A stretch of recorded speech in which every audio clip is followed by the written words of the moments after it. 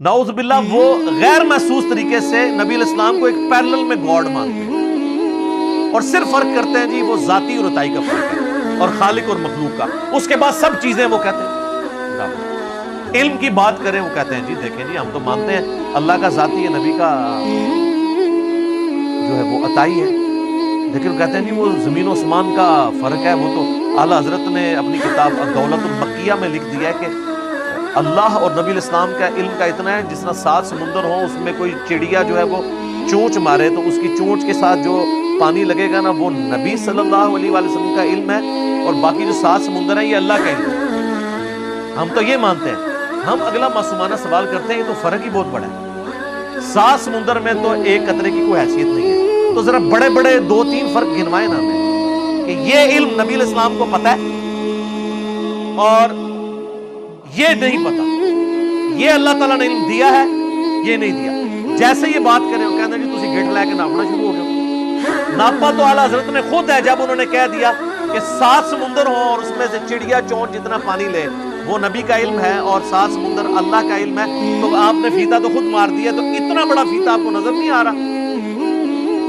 جیسے ہی پوچھیں گے نا فرق بتائیں تو پھر وہ آپ کو یہی بتائیں گے بس ذاتی عطائی، ذاتی، پھر کہیں گے محدود اور غیر محدود ہے۔ یار محدود غیر محدود کا اگر فرق ہے تو وہ فرق نکالیں بھی نا، کہ یہ نبی علیہ السلام کو پتا تھا یہ نہیں پتا تھا، یہ صرف اللہ کو پتا ہے، یہ بات کریں تو گستاخی کا فتویٰ لگا دیں۔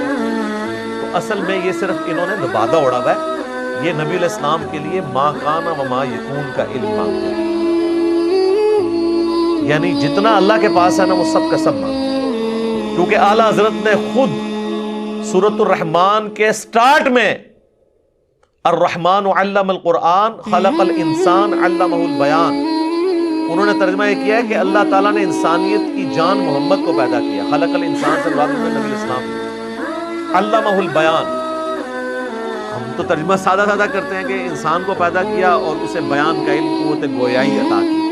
وہ کہتے ہیں کہ جی ما کان و ما یکون کا علم ان کو سکھا دیا۔ ما کان و ما یکون یہ خود بھی عربی کی ٹرم ہے، ما کانا و ما یکون، جو کچھ تھا جو کچھ ہونے والا ہے سب سکھا دیا۔ اب کیا فرق رہ گیا؟ قرآن تو درجنوں جگہ کہہ رہا ہے کہ نبی ایک آپ سے پوچھتے ہیں قیامت کے بارے میں، آپ فرمائیں کہ قیامت کا علم اللہ کے پاس ہے۔ وَيَقُولُونَ مَتَىٰ هَٰذَا الْوَعْدُ إِن كُنتُمْ صَادِقِينَ قُلْ إِنَّمَا الْعِلْمُ عِندَ اللَّهِ وَإِنَّمَا أَنَا نَذِيرٌ مُّبِينٌ۔ اے نبی تم فرما دو اس کا علم اللہ کے پاس ہے، میں تو صرف ڈر سنا۔ یہ کبھی نہیں کہیں گے کہ نبی علیہ السلام کو قیامت کا علم نہیں۔ ہاں قیامت کی نشانیاں آپ علیہ السلام نے بیان کی ہیں، بخاری اور مسلم دونوں میں متفق علیہ حدیث ہے، اور مسلم کی کتاب الایمان میں پہلی حدیث انٹرنیشنل نمبر کے مطابق 93 نمبر، کیونکہ 92 تو مقدمے والی ہے، 93 نمبر وہ یہی ہے کہ قیامت کا علم اللہ کے پاس خاص ہے۔ جب جبرائیل علیہ السلام انسانی شکل میں آ کے نبی علیہ السلام سے پوچھتے ہیں، پھر وہ کہتا ہے کہ اچھا آپ قیامت کی کوئی نشانی بتا دیں، پھر وہ نشانیاں بتاتے ہیں نبی صلی اللہ علیہ وسلم۔ اس میں تو یہ بھی الفاظ ہیں کہ جو پوچھنے والا ہے نا اور جس سے پوچھا جا رہا ہے وہ اس سے زیادہ نہیں جانتا جو کہ پوچھنے والا ہے، یعنی یہ تو اللہ کا علم ہے۔ آپ یہ بات کریں تو گستاخی کے فتوے لگائیں، چونکہ انہوں نے قرآن ترجمے سے نہیں پڑھا، اور میں بالکل اس ڈاکٹرن کو نہیں مانتا کہ لوگوں کو یہ پٹی پڑھائیں کہ جی فلاں کا ترجمہ پڑھو فلاں کا نہ پڑھو، نہیں۔ میں کہتا ہوں اگر کوئی بریلوی ہے تو وہ اپنے امام احمد بریلوی المتوفا 1340 ہجری جنہیں اعلیٰ حضرت کہا جاتا ہے ان کا ترجمہ پڑھ لیں، کنز الایمان، یہ میں نے اپنے پاس رکھا ہوں، اسی میں سے میں آپ کو ترجمہ پڑھ کے بتاؤں گا کہ اعلیٰ حضرت نے قرآن میں جو عقیدے لکھے ہیں وہ کیا ہیں۔ اب اعلیٰ حضرت خود ان عقیدوں کو نہ ماننے، ان کے ماننے والے نہ ماننے، وہ ہماری کوئی ذمہ داری نہیں۔ اگر کوئی دیوبندی ہے تو وہ اشرف تھانوی صاحب کا ترجمہ پڑھ لیں، اپنے دیوبندی عالم کا۔ کوئی اہل حدیث ہے اس کو باقی پر اعتماد نہیں، جونا گڑھی صاحب کا ترجمہ پڑھ لیں۔ اگر کوئی شیعہ ہے تو سید فرمان علی شاہ صاحب کا ترجمہ پڑھ لیں۔ کوئی عام مسلمان ہے وہ فرقوں سے ہٹ کے ترجمہ پڑھنا چاہتا ہے، مولانا مودودی کا ترجمہ پڑھ لے، فتح محمد جلندری صاحب کا پڑھ لے، اور کسی کا پڑھ لے۔ باقی الفاظ کے چناؤ میں ضرور فرق ہو سکتا ہے، تھیم سب کی ایک ہے۔ یہ جو کہانی ڈال دی ہے نا، ترجمے بدل دیے ہیں، کہیں پر اکا دکا جگہ اگر کسی نے ڈنڈی مار دی ہے دوسری جگہ وہ پکڑا جاتا ہے۔ باقی الفاظ کا چناؤ تو آپ جناب 10 صحابہ کو بھی انگریزی یا اردو سکھا دیں نا اور ان کے کہیں کہ اس کو ذرا آپ ترجمہ کرو عربی کو انگریزی میں، 100% تو وہ بھی سیم نہیں کریں گے، الفاظ کا چلاؤ ڈفرنٹ ہوگا، مفہوم ایک ہوگا۔ سب بسم اللہ کا ترجمہ کسی نے کیا ہے اللہ کے نام سے شروع، جو میں سمجھتا ہوں سب سے بہتر، بعض نے کیا ہے شروع اللہ کے نام سے، درست ہے، بعض نے کیا ہے شروع کرتا ہوں اللہ کے نام سے، درست ہے، وہ کسی نے شیطان کے نام سے شروع نہیں کیا، اس کے اندر جناب گھسے میں جناب یہ ترجمہ نہیں، بھائی اس کو فالو کرو۔ اب چونکہ یہ ایکٹیویٹی بریلوی مکتبہ فکر کے ایک بندے نے پرفارم کیا تو میں اب انہی کا ترجمہ ان کو قرآن حکیم سے ریفرنسز پیش کرتا ہوں، اور وہ خود بھی پڑھ کے کنز الایمان میرا خیال ہے ہر جگہ موجود ہوتا ہے، وہ پڑھ لیں، یہ اعلیٰ حضرت کا ترجمہ ہے، اور یہ تو ایک عاشق رسول کا ترجمہ ہے بقول آپ کے، باقیوں کو تو آپ گستاخ سمجھتے ہیں، تو اس میں آپ کو ریفرنس دیتا ہوں۔ یہ مختار کل والا مسئلہ تو آپ کو پہلے ریفرنس میں ہی کلیئر ہو جائے گا۔ پہلا ریفرنس سورۃ الاعراف کی ہے، آیت نمبر 188۔ اعوذ باللہ من الشیطان الرجیم، بسم اللہ الرحمن الرحیم۔ قل لا املک لنفسی نفعا ولا ضرا، تم فرماؤ میں اپنی جان کے بھلے برے کا خود مختار نہیں، مختار کل کہتے ہیں نا، تو اعلیٰ حضرت خود ترجمہ ہی کر رہے ہیں، یہ میں اعلیٰ حضرت کا ترجمہ پڑھوں، مجھے ان کا ترجمہ پڑھنے کی ضرورت نہیں ہے، مجھے عربی آتی ہے، میں اس کو فی البدی کر سکتا ہوں، لیکن آپ کے ذہن سے ایک وہم نکالنے کے لیے،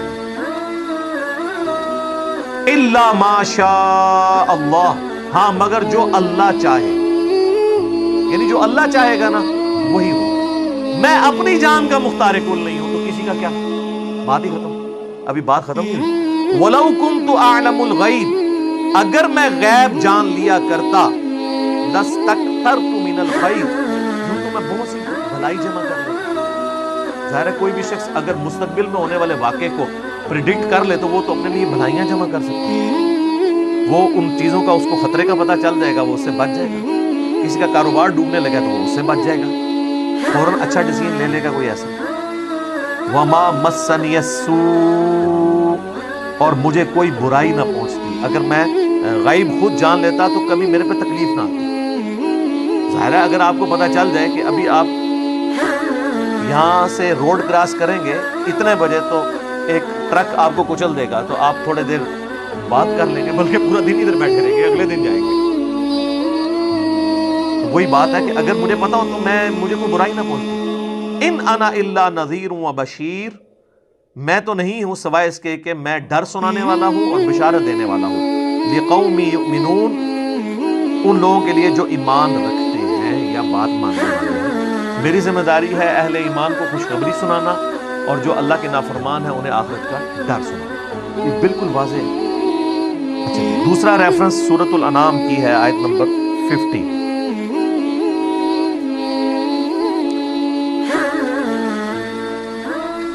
یہ ہے جناب، قُلْ لَا أَقُولُ لَكُمْ عِنْدِي خَزَائِنُ اللَّهِ، تم فرما دو میں تم سے نہیں کہتا کہ میرے پاس اللہ کے خزانے ہیں، وَلَا أَعْلَمُ الْغَيْبِ، اور نہ یہ کہوں کہ میں آپ غیب جان لیتا ہوں، وَلَا أَقُولُ لَكُمْ إِنِّي مَلَكٌ، اور نہ میں تم سے یہ کہتا ہوں کہ میں کوئی فرشتہ ہوں، یعنی میں نورانی مخلوق نہیں ہوں، میں فرشتہ نہیں ہوں، انسان ہوں۔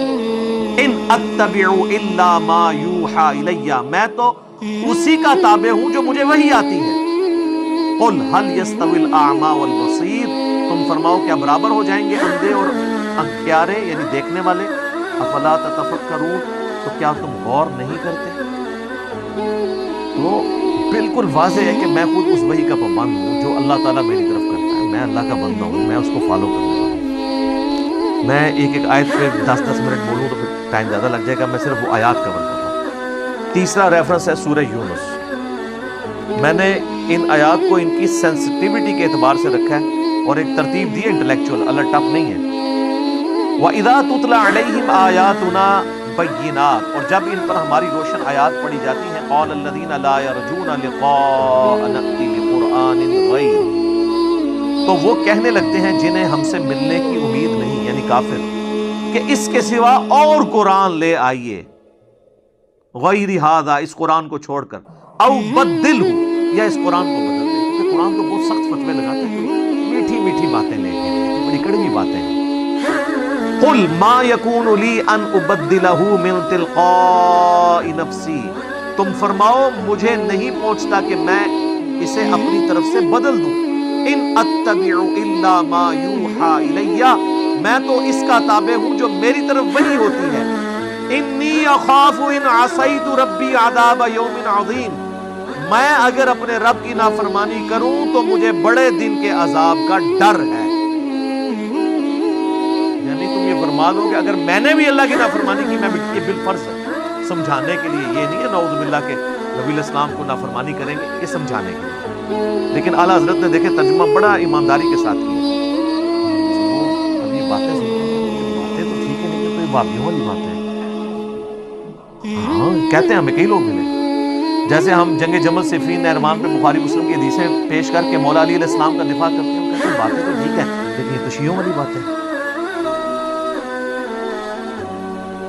تو کل کو آپ یہ کہیں گے داڑھی تو ٹھیک ہے لیکن یہ تو سکھوں والی باتیں ہیں۔ آپ نے اپنا منہ چپیڑے مار کے سر کیوں کرنا ہے؟ بات کسی کے حق میں بھی جاتی ہو، آپ نے دیکھنا ہے کتاب و سنت کیا کہہ رہی ہے۔ اللہ کے نبی نے تو اس سے بھی بڑی بات کی ہے جو صحیح بخاری میں حدیث موجود ہے 2311، شیطان نے انسانی شکل میں آ کے حضرت ابو ہریرہ کو وظیفہ دیا تھا آیت الکرسی کا، وہ بڑی لمبی حدیث ہے۔ اس کے اینڈ پہ آتا ہے نبی علیہ السلام نے فرمایا 3 دنوں سے جو تیرا مہمان تھا نا انسانی شکل میں، جانتے ہو کون تھا؟ وہ شیطان تھا۔ اب میں ایک مختصر سا سوال کروں گا کہ غوث تو جان لیتے ہیں، اور صحابہ کرام کے گھوڑوں کے قدموں کے ٹاپوں سے جو راکھ اڑ کے ان کے گھوڑے کے نتھرے میں بیٹھے اس کو کوئی غوث نہیں پہنچتا، غوث علم غیب جان لیتا ہے، حضرت ابو ہریرہ نہیں جان سکے۔ اور حضرت ابو ہریرہ تو وہ ہیں جن کے بارے میں بخاری میں آتا ہے کہ میں نے نبی علیہ السلام سے 2 پیالے لیے، وہ اس کو کہتے ہیں نا ایک ظاہری علم میں ایک بات نہیں ہے، تو یہ تو لو حضرت ابو ہریرہ ہی حالانکہ وہ نبی علیہ السلام نے آل امیہ کے ان لونڈوں کے نام بتائے تھے، وہ بھی بخاری میں آتا ہے جن کے ہاتھوں امت کی تباہی ہونے والی ہے، وہ علم لدنی نہیں تھا، چلو وہ بھی مان لو، تو حضرت ابو ہریرہ کو تو پتہ ہی نہیں چلا۔ جانتے ہو ابو ہریرہ کون کا؟ مجھے تو نہیں پتا۔ نبی علیہ السلام فرمایا وہ شیطان تھا، انسانی شکل میں آیا تھا، وہ ہے تو جھوٹا لیکن اس نے بات سچی کی ہے کہ جو آیت الکرسی پڑھ لے رات کو بسترے پہ جاتے وقت صبح تک، اللہ تعالیٰ اس کی حفاظت پہ ایک فرشتہ معمول کر دیتا ہے۔ ٹھیک ہے جی؟ تو شیطان بھی سچی بات کرے نا تو آپ نے لے لینی ہے۔ اگر کوئی آپ کو گورا کہے کہ سورۃ البقرہ کی آیت نمبر 279 میں لکھا ہے کہ سود کھانے والے کے خلاف اللہ اور اس کے رسول عز و جل و صلی اللہ علیہ وآلہ وسلم کی جنگ ہے، تو آپ کہیں گے نہیں تو کافر ہے، تیرے پاس تو ڈگری نہیں عالم والی، لہذا تو نے آیت بھی پیش کی، میں نے آیت بھی نہیں مانی، تو تسی گئے امام تو تمہاری ڈگری فارغ، اپنی ڈگری فارغ ہو جائے گی۔ نبی علیہ السلام تو سب کو ڈگری دیں گے، صحیح بخاری میں بلغوا عنی ولو آیا، پہنچا دو میری طرف سے خواہ ایک آیت ہی تمہیں آتی ہے۔ خیر یہ ٹاپک اور طرف چلا جائے گا، اس میں پھر میں علماء کرائم یعنی مجرم علماء اور بزرگان بے دین، بزرگان دین کی بات نہیں کر رہا، بزرگان بے دین ان کی کلاس لینا شروع کر دوں گا، اس لیے اس ٹاپک کو رہنے دیں۔